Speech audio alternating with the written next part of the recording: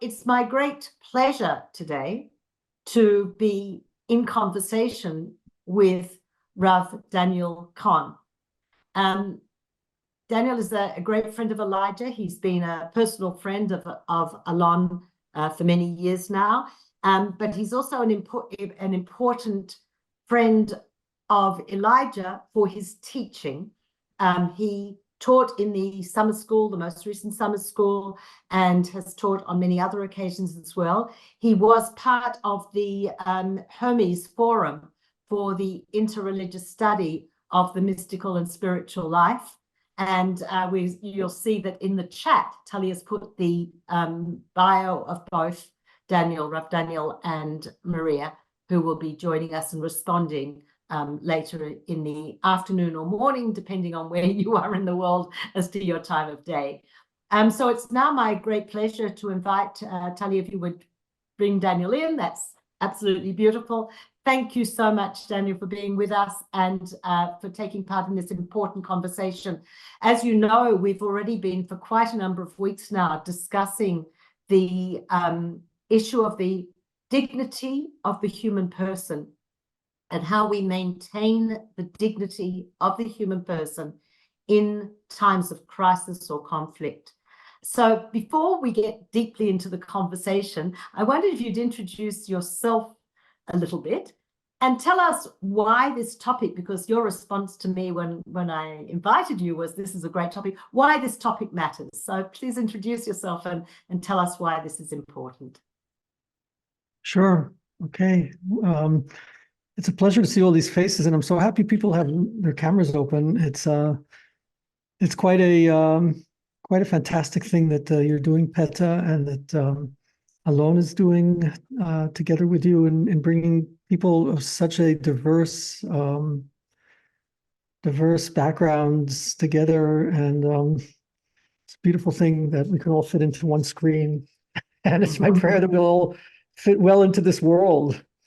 Perhaps these can become metaphors for the possibility of living together. So my background runs from over 60 years ago, back in the United States, where I was born. I was raised in a Jewish, religiously observant family. For as long as I remember myself, I was involved in spiritual pursuits, interests, whether it be through the music that I play. That was very, very important to me during my early years. Whether it be through meditation, that became something very central in my way of meeting God, even though at the time I actually didn't know that that's what it was called, what I was doing, but I definitely was. And in various kinds of what are called more universally mantra meditations that come out of a book called the Tanya, which got me into a very enlightened experience, I would say. And so that was something that accompanied me. I studied comparative religions at Columbia University. Then I during the course of my time at Columbia, I spent a year in Israel, and during that year, I really fell in love with being in Israel.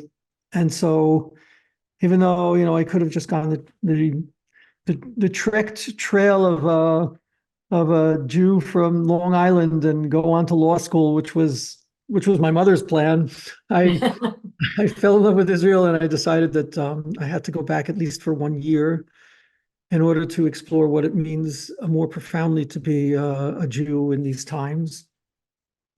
And then that was it. I mean, I had various experiences that really gave me a sense of the power of this land, the spiritual power and impact of this land, the importance of Jewish learning to me. That was very, very, very new to me, really, to be immersed in Jewish teachings and in traditional framework. I had been whatever. I began to discover how much creative interaction one can have with text and with life and in general. And Yeah, and so then just to make it short, I was supporting myself during those years playing music, and then I met my wife, and truly was blessed to have a very deep experience of love for her.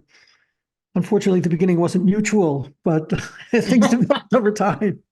And now we've been married. We're coming up on 40 years in just 1 week. Mazal tov. Yeah. So in the meantime, we raised 7 children, and I became the rabbi of a community here in Israel of over, at this point, about when I came here, we were 5, 6 families. Now we're about 500 families here in the village of Bat Ayin. And yeah, my professional life has taken me into leading many, many, many men's groups for personal development, sort of psychotherapeutically. I was a Rosh Yeshiva, the head of a Jewish academy for 10 years, teaching people Torah. And of late, my work in teaching music and meditation has become more central in the last few years. So that's Yes, background. you talked about 2 things here that we're going to come back to. The Okay. first one is you talked about your love of the land, and it is painful for everybody who loves this land to see what's going on at the moment, and we will return to that pain. The other thing you said is you really came to understand a bit more about what it meant to be a Jew. But we're going to take you back one step further and ask you the question of what does it mean to be a human being? From your position as a Jewish teacher, what does it mean to be a human being? Okay, that's a great question. I'm really happy to be starting from there. Let's try to do this somewhat textually. I mean, the first appearance of humanity on this planet is with a most odd statement of God, and that is where he says in the plural, "Na'aseh Adam b'tzalmenu kidmutenu," let us make a human being, an Adam, in our image and in our form. And that's quite a strange statement, especially for some book which is so staunchly monotheistic, to have God talking in the plural about this plurality of forces that are going to be involved, apparently, in creating man. And Adam, let's just call Adam, because Adam includes man and woman, and the word man has become problematic in certain ways. At least we've become more sensitive to that. So Adam, let's just go with Adam. So the way in which Hashem, that's the way I refer to God, the way in which Hashem speaks in the plural is explored by our teachings as expression of the fact that, in a sense, all of creation must agree and be in unison in desiring that there should be a human being. That's because humanity is as it's about to be then said in the next verse, or within this very verse, right, is in the image of God, and that's what I think one of the things we want to explore. So then a human being can only be in the image of God in a way in which we are interlaced, integrated, and intertwined with the rest of creation. And so there's objection from the clouds, or objection from the giraffes, or objection from the stones. If there's any objection that's going to be raised, so then it has to be raised then, because we are actually the conglomerate creature that incorporates all of reality. And in that, and I would start from there, and in that we are certainly, of all creatures, most in the divine image, in the sense of God as one, inclusive of all that is. So humanity, to a very great extent, the human person, as you're referring to us, is the interconnection of all that is, and that's something which I think is important for us to explore. Something else which comes up for me, as you said, asked me the question, what is a human being? Is that the actual numerical value of the word Adam is actually the word in Hebrew ma, which means what? Which means what?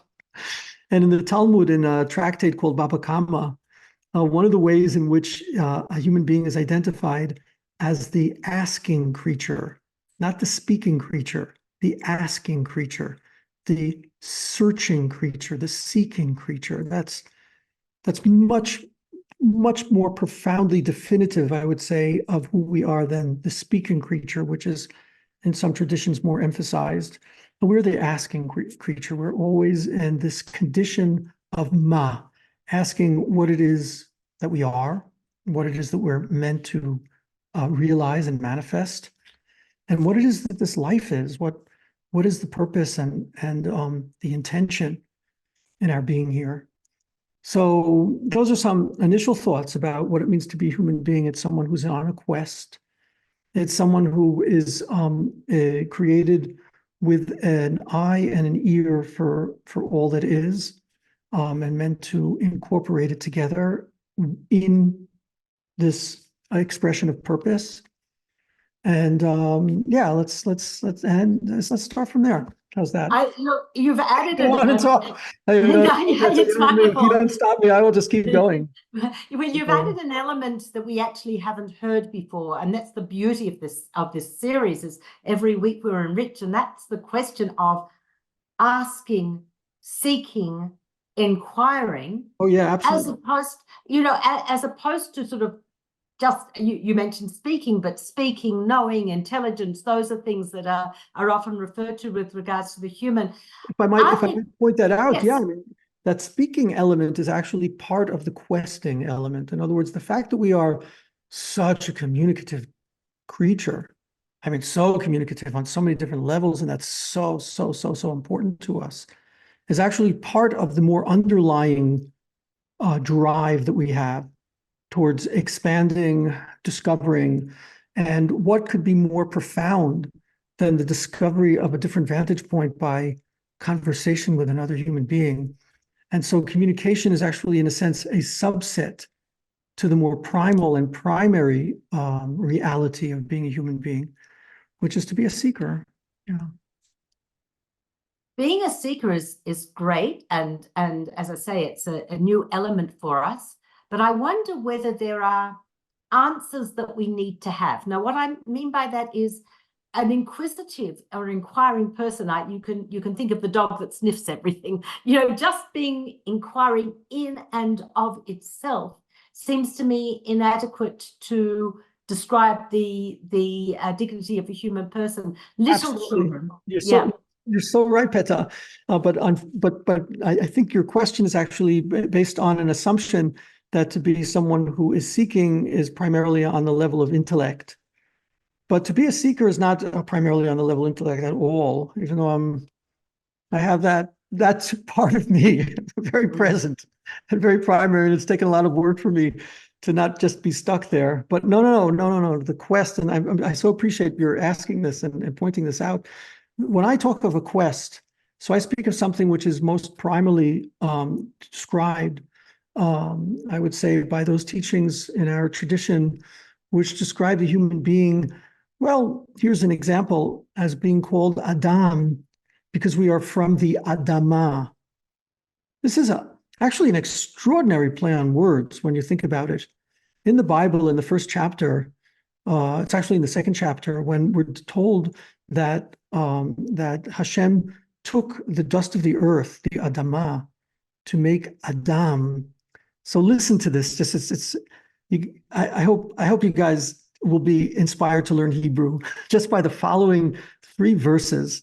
It says that there was no rain coming down. Nothing could grow.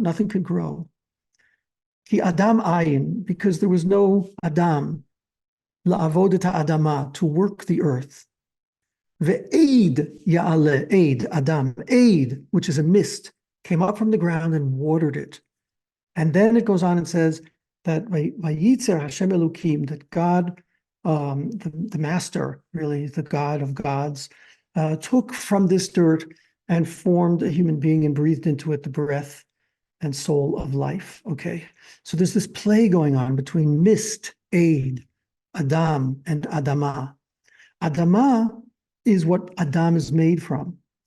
So one of our great teachers, the Maharal, says, wait a minute, animals are made from the Adama, trees are made from the Adama, human beings are made from the Adama. Why is it that we get the name for Adama when the animals could have had that name and the trees could have had that name? Or what's going on? Why is that? And so he answers such a typical answer for his world and for the world of Jewish thinking. And that is because what the earth is this power which is constantly bringing out potential into actualization. You put a seed into it, it grows. That's what it does. It grows things. That's what we are as human beings. We're growing things. We're growing the planet. We're growing ourselves.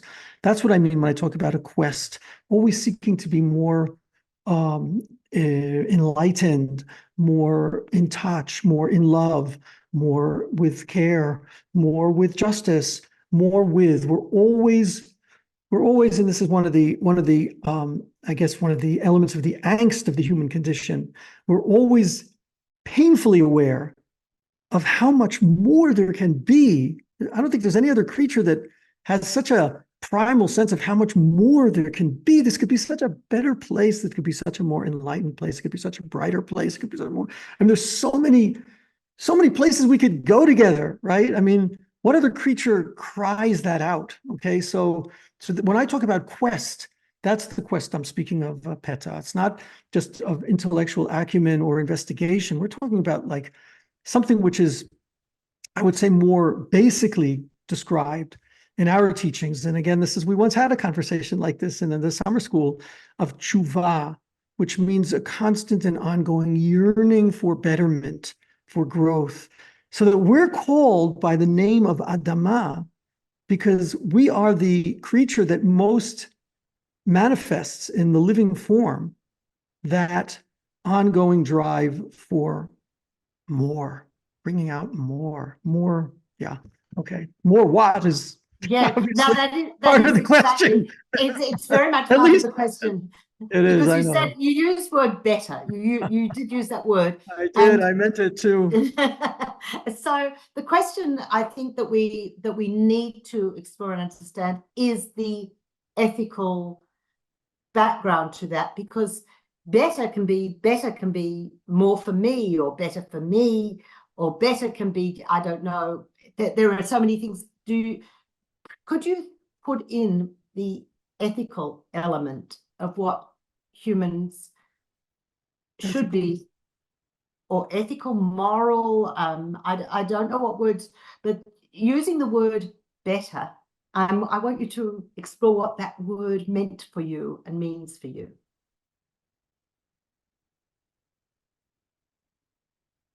First thought that comes to me is more real.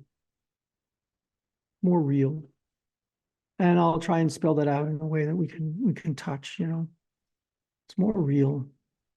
Here's a strange thing that Maimonides says. He says that a person's task in life is really to achieve love. He says this in various places. And the truth is, it's not his idea. It's the idea of Moses, although most people don't really recognize that. But when Moses says at the end of the 5 books of Moses, as they're called, choose life. So the first thing he lists on what it means to choose life is to love. It's to love God. And describes in the eschatological vision of the Deuteronomy that in the end, it's about our people, but it's another discussion about how the Jewish people sees itself as being the kernel of humanity, and that all peoples really participate in this process and flow. But he describes it in terms of the Jewish people will return to its land, be ingathered. And then God will circumcise our hearts, right? That's where that phrase originally comes from. We'll circumcise our hearts to love him, to love him. That's the highest achievement of being a human being, to love. Okay. All right. So that's very beautiful and very touching. And it's important to hear sometimes in this context of the Bible and what's called the Old Testament. But I want to point something out, and that is that Maimonides, to go back to him, says that, you know what it is to love? And here's like a wild thing, get ready for this. You know what it is to love? He says this in the 10th chapter of his teachings about teshuvah, of course, right? About this idea of a flow of life towards its perfection. So in the final chapter of the book, I would call of the book of the flow of life, the laws of the flow of life towards their its perfection, right? Hilchot Tshuva. So Maimonides writes that to serve with love is to do the truth because it is true. To do the truth because it is true. You know, if that was the only line you had in Maimonides, you might think he's some like cold intellect. And oh man, like the dearest thing we have in our hearts, he's going to turn that into some intellectual thing called doing, you know, the truth. But if you continue reading in the next passage, he describes that experience of love as being like a passionate desire for a beloved woman who you just can't get out of your mind, and her song keeps replaying in your mind. That's literally what he says. Her song keeps replaying in your mind. Shigayon le David, those of you familiar from Psalms, the Shigayon is a song. It's like, it makes you crazy. So he's not talking about something which is experienced on the plane of just thinking about things, obviously. He's talking about an alignment with what is true. Okay, so what would that be, to be aligned with what is true? That's a real question. So we have guidance in our tradition. We have guidance, right? We look at God and we see that it says about God that he has gedula, expansiveness. Okay, so L'chashem hagdula, has expansiveness. This is just one route to go. You know, Peta is like, there's very layered issues, right? But let's just go with this, right? L'chashem hagdula, that God, you have expansiveness. So we're looking for an expansive vision, something which is not just self-involved, something which is inclusive. So that will include my ability to hear another human being, to care, to empathize with, to take care of, to have compassion for.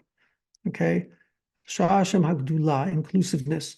V'hagvura, which is power and boundary, clarity of identity. And here, and I know this is one of the, I mean, this is where I can't believe we're here again, but we are here again with the question of the Jewish people on its land.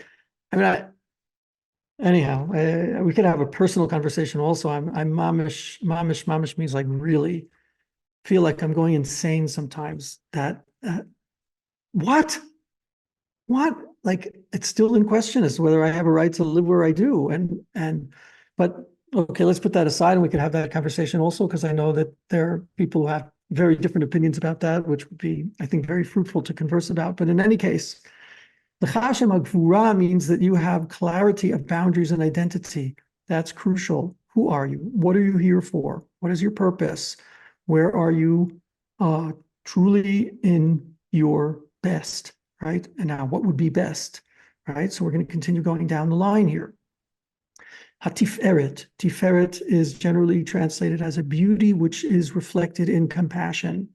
Do you have compassion? Do you care? Do you connect? Do you see in the specific the possibility for touching things bigger than that specific? So for instance, are you looking for meaning and values in what it is that you're working towards? Okay. What are those values? They are care, love, compassion, they are growth, they are seeking truth, aligning yourself with what is real, not getting closed in, right, into just what it is that your narrative or story is, or whatever it is. Netzach, there's attachment to eternal values and eternal meanings, which need to be explored. The perennial teachings, Hod, gratitude, thankfulness, aware of what you've been given and being grateful to it. Mamlacha, connectivity, communication, loving in a way in which you are now furthering your species by bringing more children into the world. Hamamlacha, which is kingdom, which is a topic which of its own but a sharing of reality in a way in which we're all able to contribute to the world becoming a healthier place, a more loving place, a more compassionate place. These things really are what matter to us. But, Wow. and here's go ahead. Yeah. No, look, what you've just said, the love and the compassion, those qualities, and I know. And the boundaries and the clarity and which include justice and rectitude. Mm-hmm. Yes. That to keep wanting to grow in those areas of love and compassion. I think that's what you've said to us, that to be fully human, to have the dignity of the human being, you're on a constant quest to grow in all those areas. I think you correct me if that's not true to what you have taught us. Okay. But then we find ourselves in a time of crisis, conflict, and sometimes in a time of crisis and conflict, we identify an enemy, someone who's other than us. No question. How do we maintain this growth and desire for love and compassion? Do we exclude the enemy, or is there something else that how do we keep it or maintain it or sustain it in these times? Yeah, okay. So you're obviously asking the more challenging question here, which is what happens when there are those who seek to murder, kill, maim, destroy you, deny your indigenous rights to your land, stand in the way of your ability to live a full realization of what it was that you were created to be. What happens when you have a pharaoh who is enslaving you? Do you just talk nice to him? You try to convince him? What happens when he's not convinced? What happens when a Haman is set on your destruction? Do you hang him on the tree, or do you try to re-educate him with empathy and compassion? These are serious questions. I mean, the Bible has its answers, and I take the Bible as the word of God, and therefore the God of Israel has very clear instructions, so to speak, right? About the importance of every people having its ability to express its identity, and to be in the place that it's meant to be. And that is something which is a clear value in the Bible, which speaks of the 70 nations and the places that they go. And so when my nation is threatened in that, and our values are at stake, as having the right even to exist on the planet. I mean, the things I've been seeing, I really like. I just never thought I would be watching mobs of hundreds of thousands of people marching, screaming, "Gas the Jews!" I was just like, I'm just shocked that we're in this situation. And what's even more shocking, or in a way, it's not more shocking. It's part of the same shock that I'm experiencing, which in Nazi Germany, where there was a hotbed of Nazi ideology in the universities, in the most cultured and intellectually keen and developed realms. I mean, you had like Heidegger walking around with a Nazi pin on his lapel. Where does this come from? So it comes from in my opinion, right? It comes from exactly what the Rambam meant when he said, living the truth for truth will bring you to love. That is what love is, okay? And what I mean by that is when people start to distort reality, to try to upend things for their own case, or out of whatever the motivations are, right? And sometimes the motivations are maybe a sense of survival. It can be, I have no question. But when falsehood reigns, and I believe we're in an era now where falsehood has begun to reign, and everyone talks about that, right? The fake that runs rampant, the chantings of chants that I'm sure that many of the people chanting them don't really know what they're saying. Just like this mass hysteria. I mean, so then there needs to be a fight in the sense that okay, Love includes establishing firmly what truth is. And so it at times does mean, again, the word of God has it, at times it means to kill the person who seeks your death, to kill a person who's living immorally, and then incredibly, to the Bible goes on and says about, in a particular case of someone who's killed because justice required it, don't leave his corpse hanging outside, though, because it's a belittling of God to leave that corpse there. How is it a belittling of God? Well, Rashi, our great commentator, says on it, because human beings just look like God, and so as a parable goes, if there were a king who had a brother who was a highway robber, so when the highway robber got caught and hung, the king will say, okay, hang him to let other people know what's going to happen to them, but take it down quickly so people don't mix him up with me. That's like an astounding thing. The guy is a murderer, okay? But his image of God has not been lost. He remains in the image of God. And yet his being in the image of God does not undermine my responsibility to seek justice and to, in that particular case, if he has murdered someone, then that he be killed. Wow. So it's a complex, the honor of the human form and the honor of our divine image, because in the very first place it appears in world history, right? The very first place it appears in world history, right here in this book in front of me, in chapter 2 of Bereshit, of Genesis, the context is man has been created in the image of God, and so anyone who spills his blood will be spilled. What? Couldn't we have done better than that? Couldn't it have been like, and if someone who spills his blood should be respected and cared for and re-educated? It's not. I wish it, I would certainly try for that personally, but that the first appearance of what it means to be in the image of God includes seeking the justice and the righteousness, including at times doing away with the one who has perpetrated murder,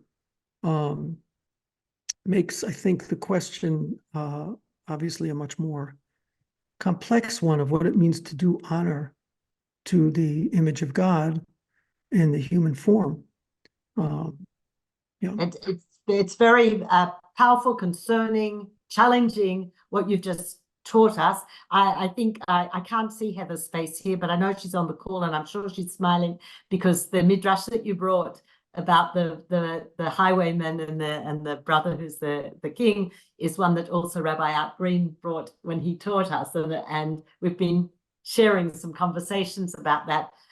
It's extremely challenging what it means to be, because it raises what it means to be in the image of God, and it raises questions of our responsibility as human beings. Well, if I might say, I think we have to be warriors for truth. We have to be warriors for realness and reality. And that we become warriors for love. And I think that's part of the irony of it, really, and the difficulty.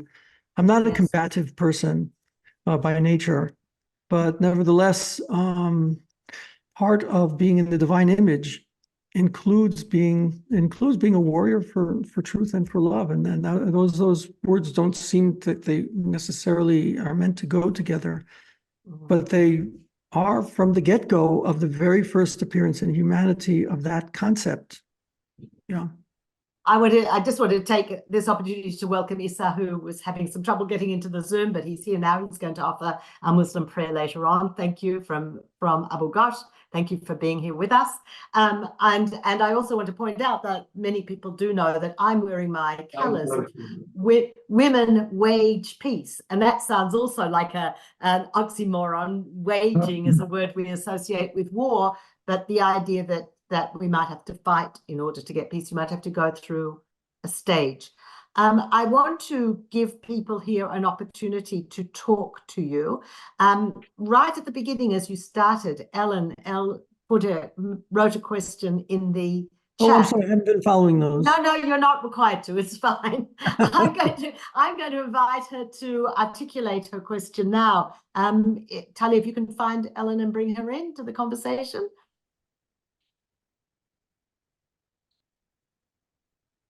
Hi, Ellen. You'll need to unmute and perhaps tip your camera a little bit so we see all of you. That's better. Could you had a question for Daniel? Ellen, okay, now I see you. Yeah, thank you, Reb. Where are you? Where are you looking from? I've been struggling with this all along, and it's really difficult at times for me to not lose that sense of whether I think someone has done something truly heinous, whoever it is, that they're still created in Hashem's image. One of the things, and I don't know if this is going to help, but I've been trying. I have a learning partner. I talked it over with her. And she said, let's go back and study brachot, because we say them blessings by rote. And we forget the things that we have that we take for granted, whatever they are. If we can slow down a little bit and remember all these blessings, maybe that will help you think more about humanity, and that everything you have, ultimately, no matter what anyone says, comes from Hashem. It's helped. It has helped a little bit. I'm much more aware. I think slowing down and thinking has been helpful.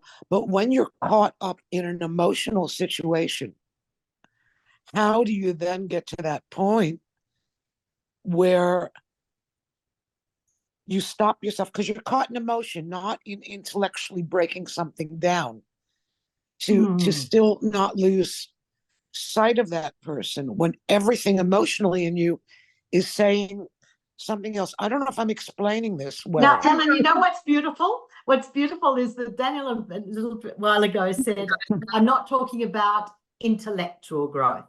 And one of the answers could be, oh, it's emotional. But in fact, I think that you're saying, no, but it's not emotional either. There's something else. Because if we act purely on emotion, maybe that's not what's needed either. Daniel, do you want to respond in some way? If we could please. I'm glad that you're finding a way to balance your emotions, and I think you're absolutely right, Ellen. It's crucial for our own humanity to be balancing the sense of just simple survival sometimes with being grateful for what we have. Yeah, I think that's a great orientation.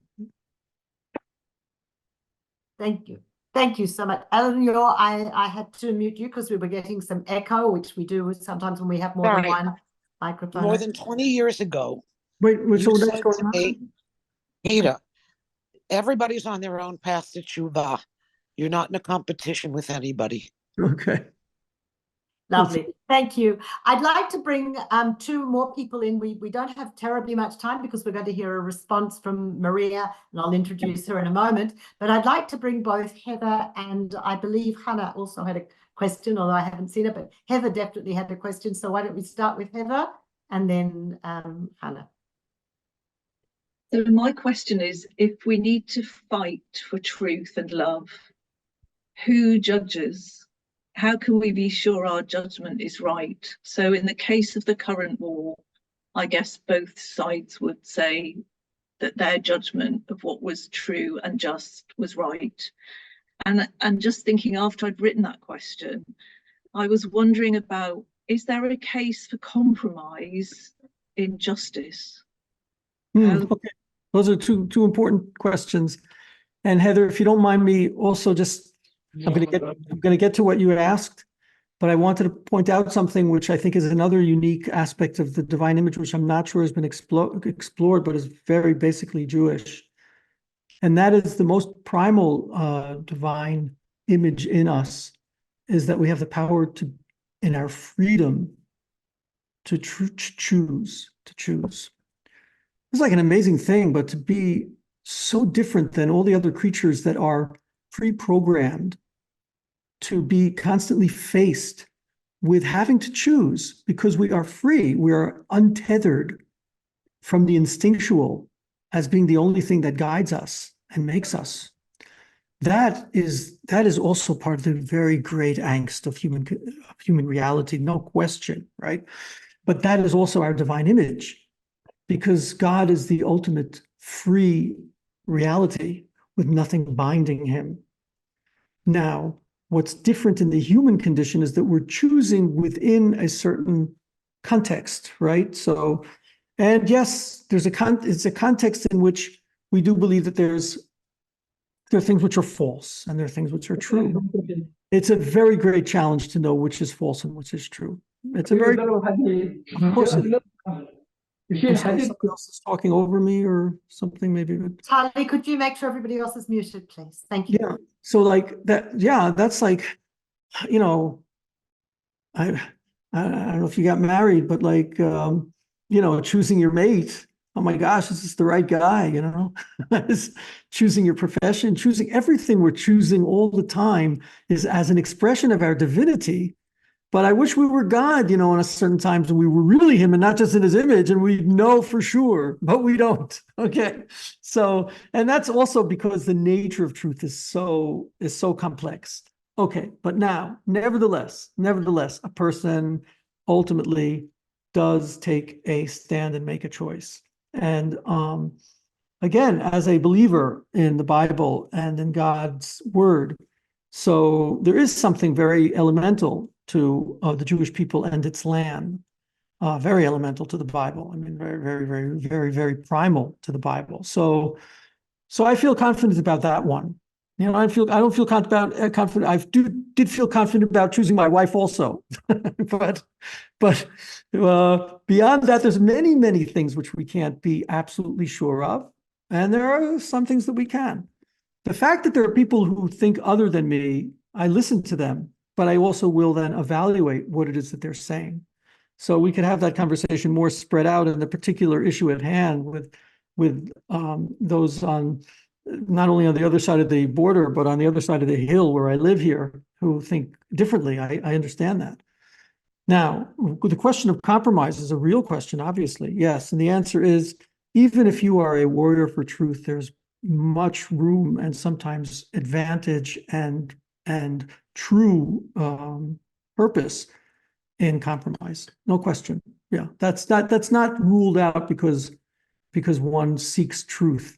Seeking truth and the actualization of it in this very compromised world are often lead to two different practical conclusions. Yeah.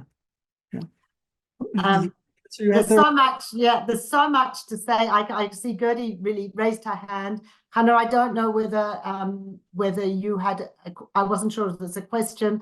There's so much to say. So what I'm going to ask, Daniel, we'll hear what Gertie wants to ask or say. We'll hear what Hannah wants to ask or say, but we'll hear them both before you respond, because Maria's time is being whittled away, and I want to bring her into the conversation before you have to go, and we want to hear your prayer as well for us. So Gertie and Hannah, if you could both come in and say what you want to say.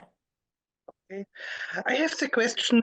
If I read the Bible, I see that every human being and every being has the same right to live in peace and justice. How can we kill somebody? And what will God say to us at the end if we do this? And we know that it is done in our name. I'm sorry, I missed the verb. How can we what? How can we what? I just missed the verb there. How can we? How can we?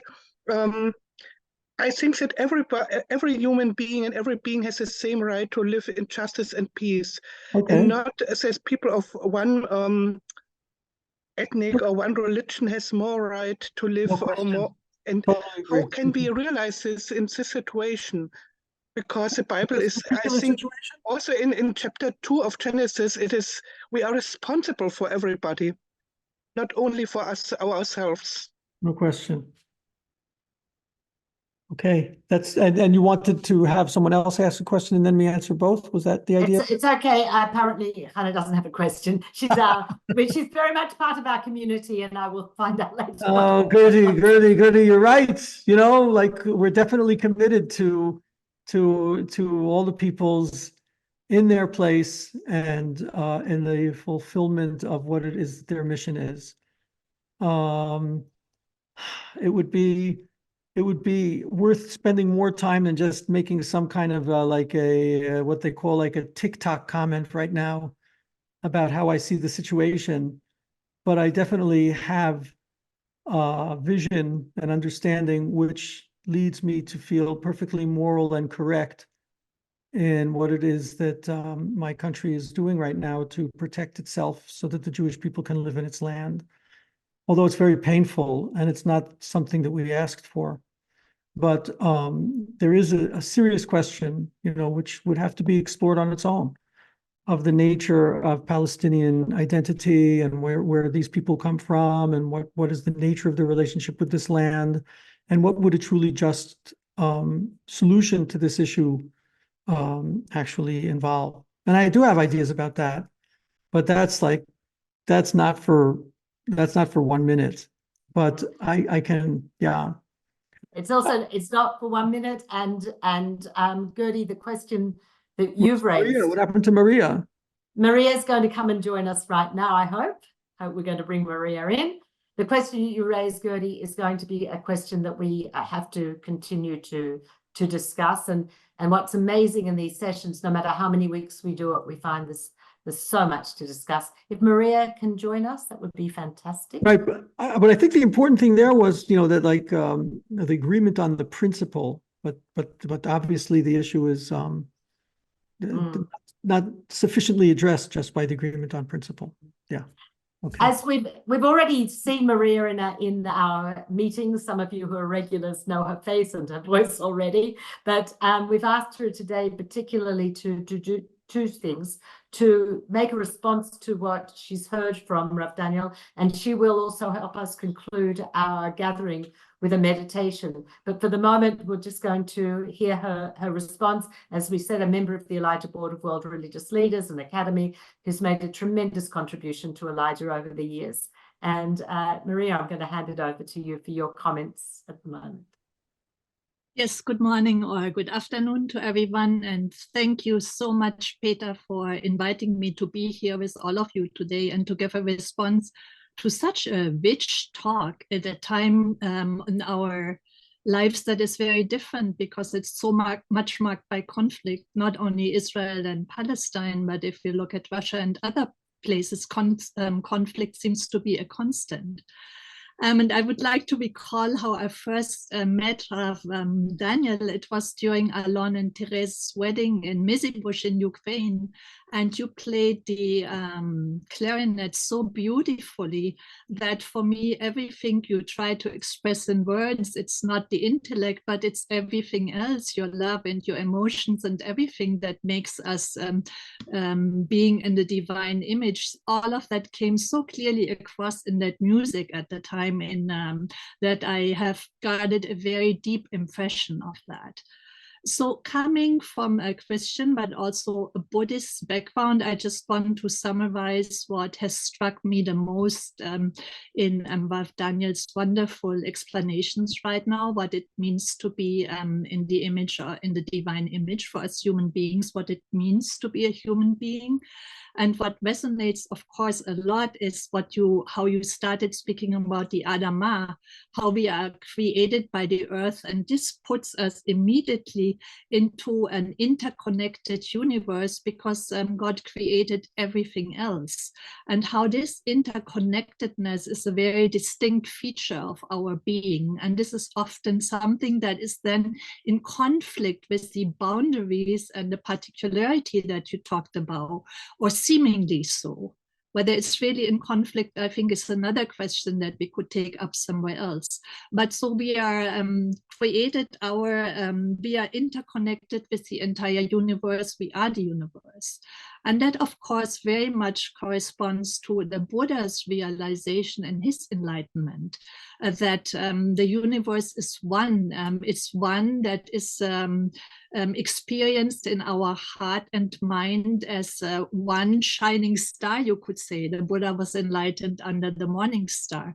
So there is this expansiveness that Rav Kohn also talked about. And at the same time, we are still distinct ourselves.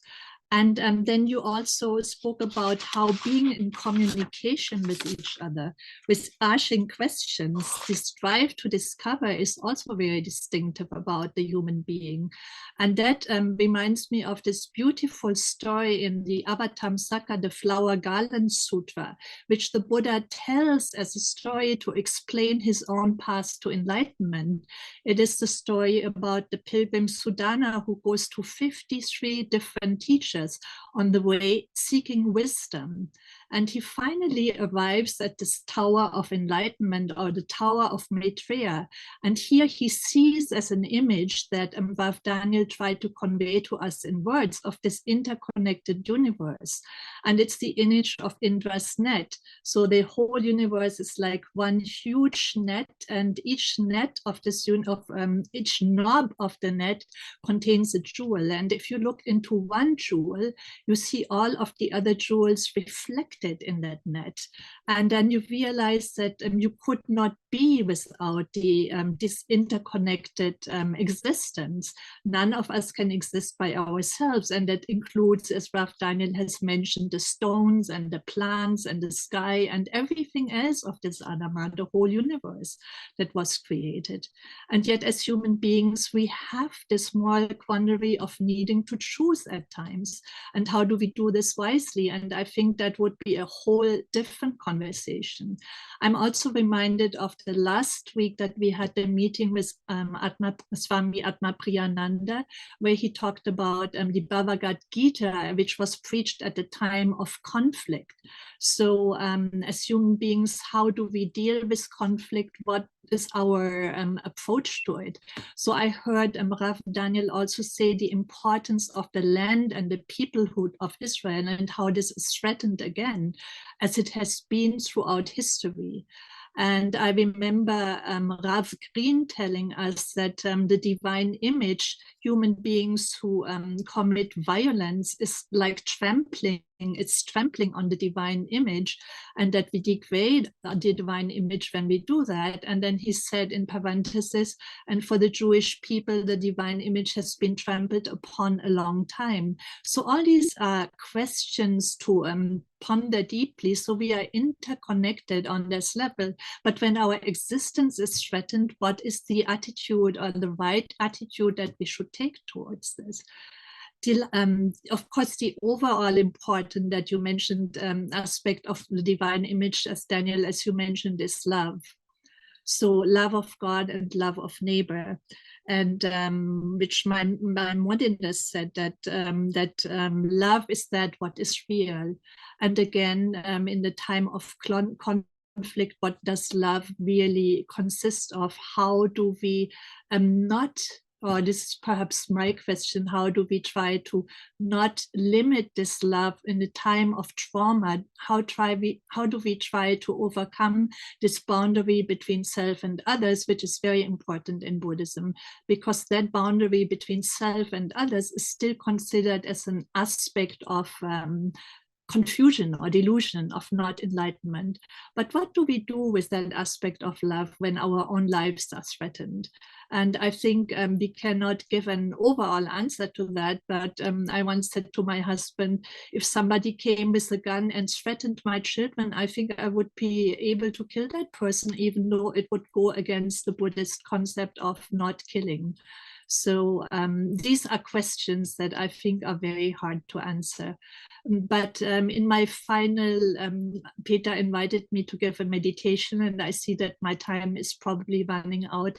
I would like to come back to the aspect of love and Buddhism, and what does a person of love, how do we behave in daily life, what our characteristics and what is our attitude towards all beings that we are so deeply interconnected with. There is so much more one could say to this very rich talk, but I just tried to pick out some of the things that I heard based on my own background and what I listened to. And thank you so much for all of you to being here. And I think, Peter, you are doing such an important work. And I must say, when in October, when all of these, the terrible terror attack and all of this happened, I was also crushed emotionally like everybody else. And the meetings that we have in Elijah, for me, are like the pilgrim going to the 53 teachers, and the teachers, all of you are teachers, and we are already so deeply interconnected. It helps me to heal also, to not lose my confidence in our goodness and our way of communicating and our ability to go beyond boundaries. So thank you, all of you, for this. We're so blessed, Maria, that you are part of this community. We are so blessed and so grateful. Thank you for your contribution. Now we'll be calling back for you to lead a meditation at the end. But Rav Daniel, unfortunately for us, can't stay for all the meeting. So I've asked him to offer his, we're moving into the prayer section. We're going to start with Rav Daniel. Then I'm going to introduce Issa Jaber, who will lead us in a Muslim prayer meditation. Then we will have Erika. Some of you are familiar with her because she has led us in beautiful Christian prayer before, and we'll come back to Maria to finish up. So Daniel, over to you for your prayer. Yeah, Maria, thank you. Thank you so much for that response and for the care in your listening and in your response. And I want to express gratitude, and it's such a fascinating and profound subject that you raised from your visceral response. Here you are practicing Christian and Buddhist, and with all the, beautiful sense of unity that has carried with it for you. And yet, were someone threatening your children, you would do whatever you could to protect them. And that has always struck me as like, I wonder how Buddhists would relate to that situation. And so I appreciate your honesty, even though I understand that you express it with a sense of its being perhaps at odds as what you would think yourself perhaps ought to think. And I think that itself is worthy of a further investigation. Thank you so much. Thank you so much. And I unfortunately find myself in that situation. I just came back. I mean, in the rabbi community, just came back from visiting a young man, 19-year-old kid who was severely wounded. His comrade was killed. They were sent in to blow up 2 buildings in Sarajia, where they had identified them as being a command center for the Hamas. And of course, they could have sent in the Air Force and just bombed out the whole neighborhood. But his comrade was killed, and he was severely injured because they went in with explosives to specifically blow up those buildings and not harm the others. In the end, they were ambushed, and the end is unfortunate. But that's like that. And I'm not criticizing that decision that he be sent in that way. But that's where the, as they call it, the rubber hits the road. You know what I mean? Like, we're trying to protect as best we can, and sometimes it's at the cost of our own children. So, like, how does that work? How do we do that? And and it's all very unsettling and challenging, and it's all not where I really would have been wanting to spend my time, but it's what God has chosen for us, and I live in acceptance of that. And for my prayer, I want to bless you with the blessing of Aaron, the priest. Aaron was my great ancestor. I'm a descendant of his, and part of our inheritance that he bequeathed is the ability to give blessings. And the most beautiful one is in the book of it's called in English the Book of Numbers, which is one of the most horrible mistranslations of what that book is about. It's a book about what it means to be living in the desert. And part of that is learning how to bless those who are around you with peace. And so I want to sing you my prayer, because you reminded me, Maria, that I'm a musician. So I'm going to sing it with a melody that that once came to me, and the words are from chapter 11 of Numbers, where Aaron is told how to bless, and they mean God should bless you and guard you. He should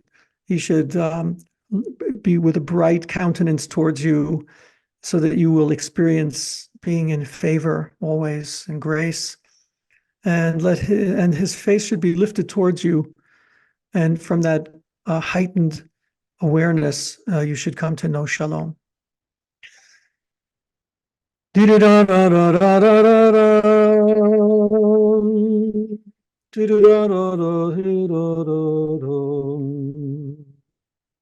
Yivarechecha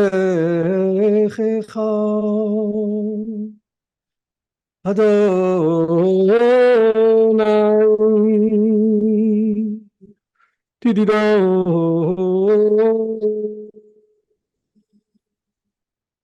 Vishmerecha Ya Adonai Panav Elecha Tididom Vichuneka Tididam Amam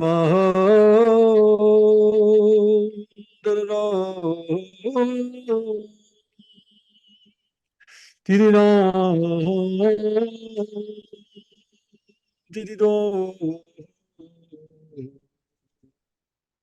Issa Adonai Panav Elecha Yaseim Lecha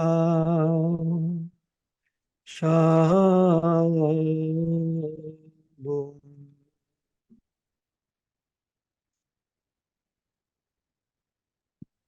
Amen and Todah. Thank you, Rav Daniel, for your contribution today. I hope you will join us again. There'll be, and sadly, I think, well, no, not sadly, because prayer can also be a very joyful expression, but there's a lot of need for prayer. We will continue to meet, to come together to pray, and I hope you'll find an opportunity to join us again. But thank you today for your contribution. Okay. It's now my great pleasure to invite Issa Jaber, who is from Abu Ghosh.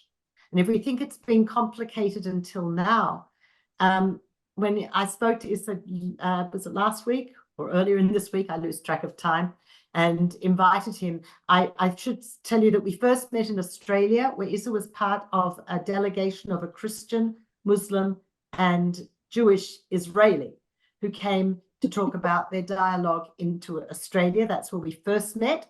Since then, I've had the privilege of taking many of my Jewish students to his mosque in Abu Ghosh for them to learn about the beauty of their physical surroundings and their ritual prayers and faith. And he's a wonderful, wonderful teacher and gracious host to the groups that I bring. But in addition to that, now at this time when we're coming together for prayer, if it's been complicated until now, I'm sure you can imagine how complicated it is to be a Palestinian Israeli, where you're feeling the pain that all of Israel is going through, and also feeling the pain of your brothers and sisters in Gaza, because it's the same people. And I'm so grateful that Issa agreed to offer a prayer. He doesn't know it yet, but I'm going to ask him to do it again in a couple of weeks. But if we can today, it would be so wonderful if we could hear your prayer. So I'll leave it to you. Okay, good evening for everybody. I would like to thank you, Vita, for inviting me to join this interesting, exciting meeting.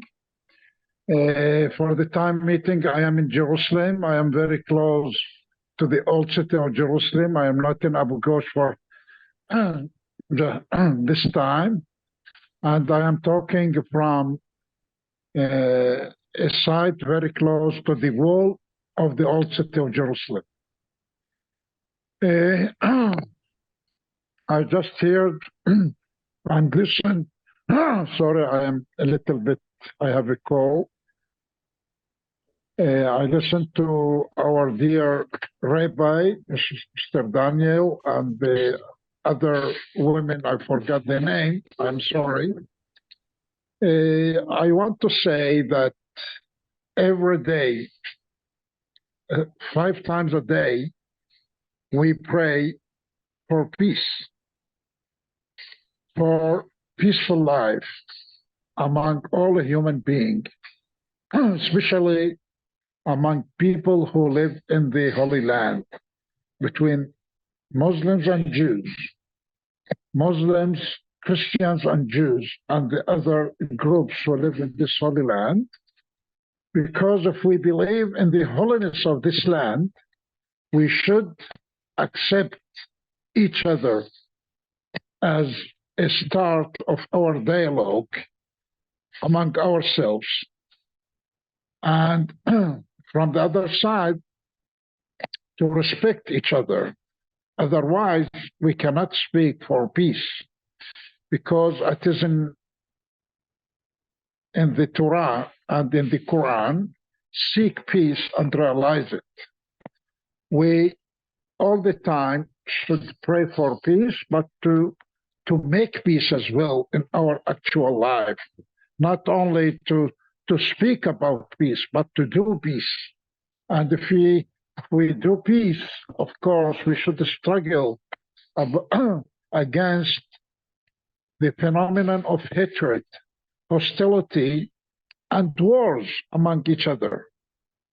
And what's going today in Gaza, I think it's something out of our faith, out of our belief as believers who believe in common life, who believe in spiritual life, who believe in a good neighborhood between each other. And I want to mention as well that we should separate from the theological point of view between pure Islam as a religion and political Islam. And I don't want to go deeply into political Islam because it's something else. It doesn't relate to the pure Islam that we believe in. Because in Islam, it's prohibited to kill any innocent people or to injure innocent people, civilian people. And we should all the time shake hands with the others, especially the people of book. Who are the people of book? Are the Jews and the Christians, that we believe one side beside the other. In our daily life, everywhere in my town, Abu Ghosh, the surrounding area, we have Jewish kibbutzes. In Jerusalem, it's a very heterogeneous place, city, crowded, full of different groups of Muslims, of Jews, and the Christians as well. So our major principle should be kept in such a way that we all together were created in the image of God. And we should treat each other in this way, to respect each other, to accept each other, and to live in harmony and peaceful life with each other, not to kill each other. Because killing is something terrible in Islam. Is something not accepted in Islam, especially against innocent people, civilian people who are not guilty of anything. We cannot allow killing during other people because their belongingness to this religion or to this group or that group. The same thing we accept from the other side.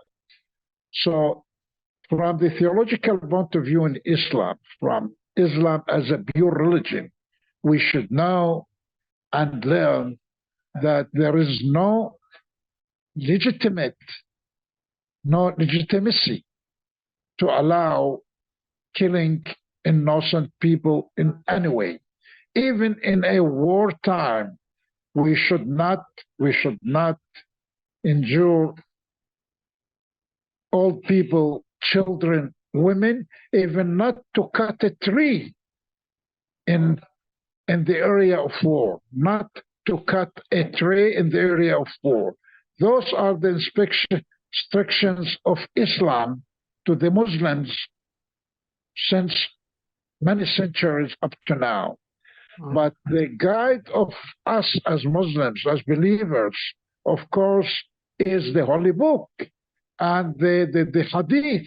The Hadith is the treatment, the speeches, and whatever is done by Prophet Muhammad, peace upon him. Okay? And if we go in this way of the Quran and the Hadith, we never, of course, face this reality of hostility, of killing each other, of war, of no harmony between each other. Okay? So every time I have a group or I am invited to speak to different groups, I focus upon this point that we should separate at least between Islam as a religion and political Islam or political behavior of Muslims or different groups of Muslims, okay? Because at least our major guidance is the Holy Book and the Hadith. I was going to ask you, so do you have a line, a prayer for us, perhaps a line from the Quran or from the Hadith that you would share with us in prayer? Of course, there is a statement or a verse in the Holy Book says, لا يؤمن أحدكم حتى يحب لأخيه ما يحب لنفسه. Never you can be a believer unless you love to your friend or to the other people whatever you love for yourself. And Islam as a concept, of course, is coming from salam, and salam means peace. And we have the same verse as in the Torah.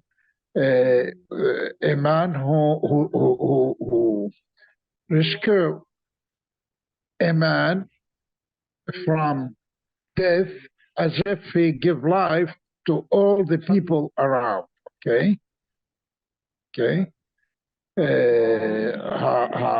המציל אדם, מציל עולם במלואו. الذي يحيي إنسان وكأنه ينقذ إنسان وكأنه ينقذ العالم بأجمع.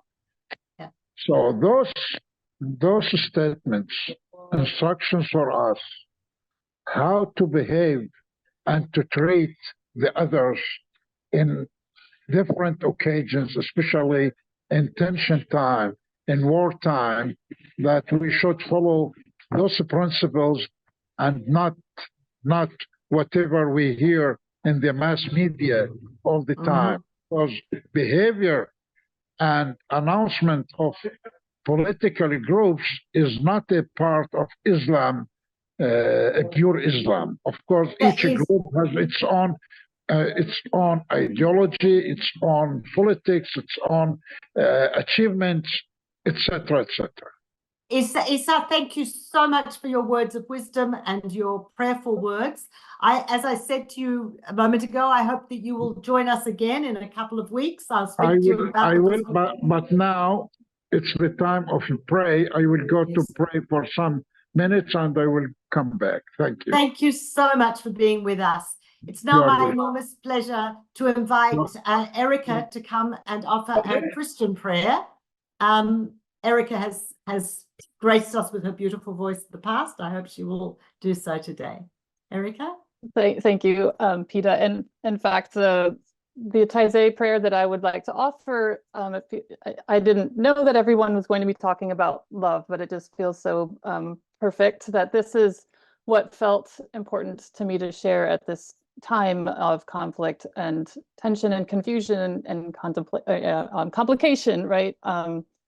That the core of the Christian gospel is Jesus's commandment to love God and to love our neighbors as ourselves, as Maria has already shared. And this phrase, the Latin phrase, is actually the first phrase of a longer hymn that was from the medieval church and forward, traditionally sung during the washing of the feet ceremony, where we remember Jesus, who the night before he was betrayed and crucified, knowing this was to happen, he knelt down and washed the feet of his disciples in the ultimate act of humility and service and love. So in the Taizé style, it just is simple repeat over and over, and it's meant to be sung rather than simply performed. And so I invite you, even if you want to keep your microphones off, but if you feel moved to join, that would be lovely, so that you can have this reverberate through your own body as well. And to remind ourselves that when we are tempted by hatred and fear, that if we look for love, we will find God. And if we're looking for God, we can look for love. I'll sing it through in Latin 3 times, and then I'll do 1 time in English, so to let us settle in. Ubi caritas et amor, ubi caritas Deus ibi est, ubi caritas et amor, ubi caritas Deus ibi est, ubi caritas et amor, ubi caritas Deus ibi est. Where there is love and charity, where there is love, God is there. Amen. Amen. How beautiful. How beautiful. Maria, we're going to invite you to complete our gathering today with a meditation to bring us all together, no matter where we are in the world. And we've already discovered we're spread across the world, from Sri Lanka to the States to Europe. We're spread, and we are also diverse in our faith. But I know that you can, Maria, unite us in our meditation now and bring us together so that we feel the togetherness as we end our gathering. Thank you, Maria. Yes, I would like to start the meditation with also thanking Issa and Erika for their beautiful prayers. I would like to share a meditation that was or has been developed by Dharma Master Shindao from Taiwan, who is also on the board of World Religious Leaders. And we have heard about the situation that people find themselves in, of angst, anxiety, emotional worries, and so on. And in the Buddhist understanding, it is also conditioned by the fact that we lose our own center, our own access to the heart or the mind, to our core, where we are deeply connected to the ultimate, to whether we call this God or what we say in our language. And this meditation is helping us at any time of our day to get in touch with that again. And that meditation, we will do it 3 times. It's very short. I will follow with a shortened reading of the Sutra of Loving Kindness. So sit up straight And take a deep breath.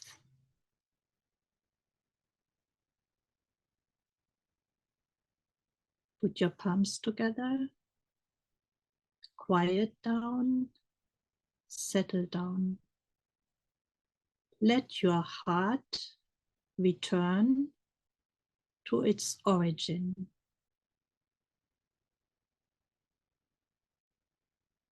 Again, take a deep breath.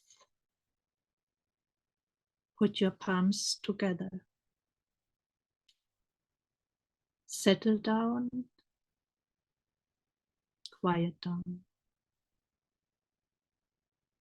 Let your heart return to its origin.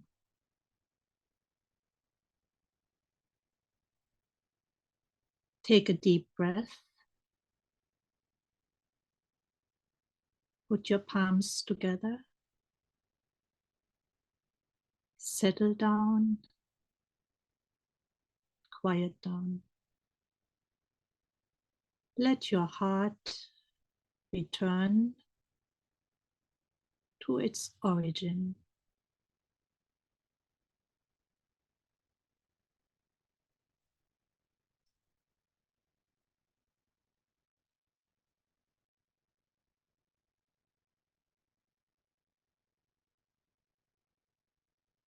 Wishing, praying,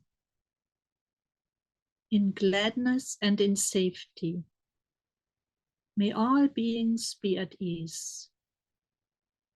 Whatever living beings there may be, whether they are weak or strong, omitting none, the great or the mighty, medium, short or tall, the seen and the unseen, those living near and far away, those born and to be born, may all beings be at ease. Let none deceive another or despise any being in any state. Let none through anger or ill will wish harm upon another. Even as a mother protects with her life her child, her only child, so with a boundless heart should one cherish all living beings, radiating kindness over the entire world, spreading upwards to the skies and downwards to the depths, outwards and unbounded, freed from hatred and ill will. Whether standing or walking, seated or lying down, free from drowsiness, one should sustain this recollection. This is said to be the sublime abiding. By not holding to fixed views, the pure-hearted one, having clarity of vision, being freed from all sense desires, is not born again into this world.